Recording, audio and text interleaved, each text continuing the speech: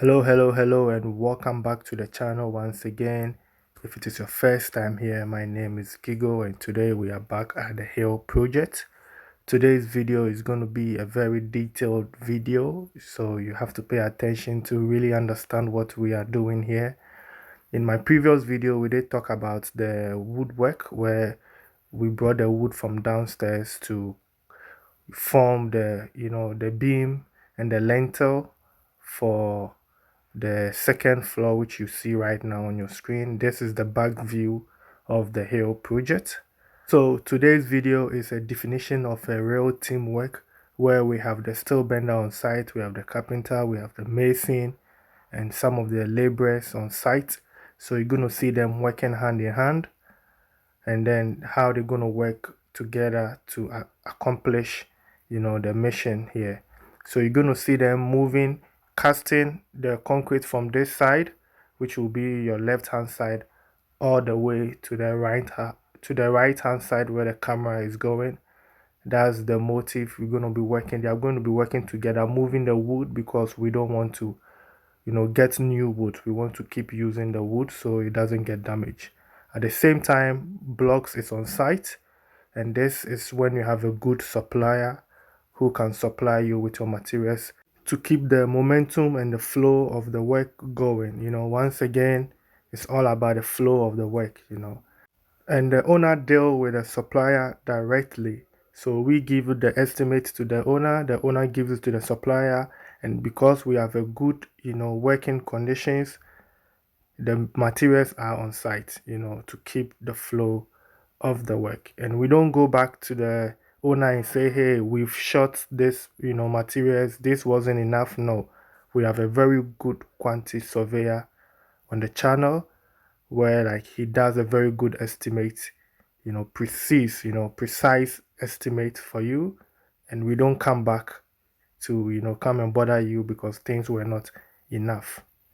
So this is what you need. You need a production team. You need a very good team. You need builders, people that have been doing this for a long time.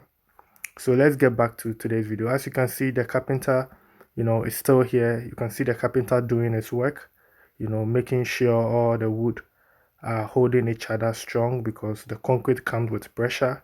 So the small wood you see there is just to support when they pour the concrete, so that the pressure doesn't push the wood side by side. And the steel benders have already done their job. You could see the beams, the iron rods are already in there.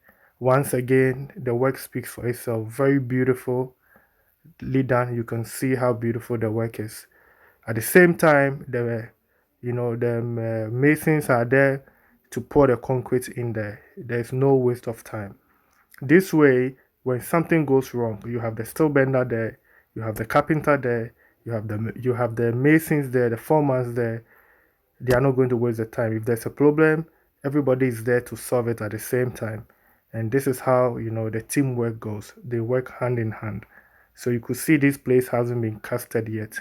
So this is what they've done for the day. So the next day, the carpenter comes and takes the wood from the one which is dry, move it to the next stage where the steel benders are there to put in the iron rods, and they keep going. So they keep checking each other. Nobody wastes anybody's time. We don't waste our time here, not at all. So we have extra, iron rods from the last time, from the decking that we did the estimate. We still have iron rods. The carpenter is here. So at this point, they're already moving to the right hand side of the building. If you watch the video carefully, you'll see that we are moving gradually, slowly. So each day you have the guys on site, and they keep working slowly, and you don't see so many people on site. You could see this place is already casted. They've already taken the wood. They've already taken the wood from the left hand side, and the carpenters are already. You don't see so many people on site, but then you see the work moving slowly, and that is the flow that I've been talking about. You need a good strategy, to build a house, and you need a good team, a production group, people that have been working together for a long time, that can work, understanding each other, not people that will always have little quarrels on site. They don't understand each other. This one wants to do this one wants, no, no, no, no. That's why, we also put the guys together on site. So what can possibly go wrong? Anything that goes wrong on site, they are there to fix it. The steel bender is there, the carpenter is there, the masons are there, the laborers are there. What can possibly go wrong that they cannot fix it? That they have to wait for the next day, or they have to call someone to come. And these guys, they are being paid by day. So if they come the next day, you have to pay them again. And you can see already we are arranging for the block works. Whilst the work is moving, the block work is going. So let's say you are arranged for the block work and this guy is placing the blocks at a different place, which will affect their work. This slows the work again, and then you have to pay for another labor for them to move the blocks from the wrong place to the right place. But here's a case where the carpenter is there, the steel bender is there, and then the laborers are there. So if this guy is doing the thing wrong, they will all correct him that, hey, put it here so that it makes my work easier. And that's how you save, you cut down your cost when it comes to construction. The way to avoid, paying so much for your work or cutting down cost is to reduce doing double work. If you do things twice, that's how the money goes into the construction, because you have to buy blocks again, you have to buy uh, cement again, sand, stones, all being wasted. Construction is expensive, but sometimes we make it so much expensive, so much expensive. So teamwork is very important. Strategy is very important. You cannot use the same strategy for every project. No, it depends on the project and what strategy you have to use. That's why you need a production group, Gigo production group, where we plan from start to finish. We make sure things are done at the right way. You could see the block works are already here. You know, the next day the guys will be there laying it whilst the carpenter is also doing. So if anybody needs help, extra hand, we are there to help each other. It's simple as that. It's simple as that. It's simple as that.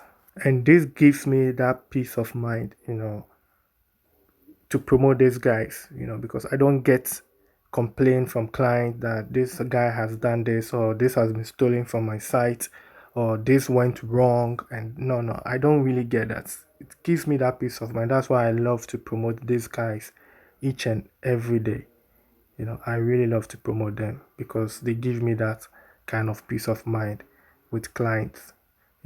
Sometimes the only complaint I get is maybe if a client is trying to reach out to my contractor for a new project and my contractor hasn't responded yet, or the architect hasn't responded yet. But then this is the case where I tell you that we always check, double check, and cross check.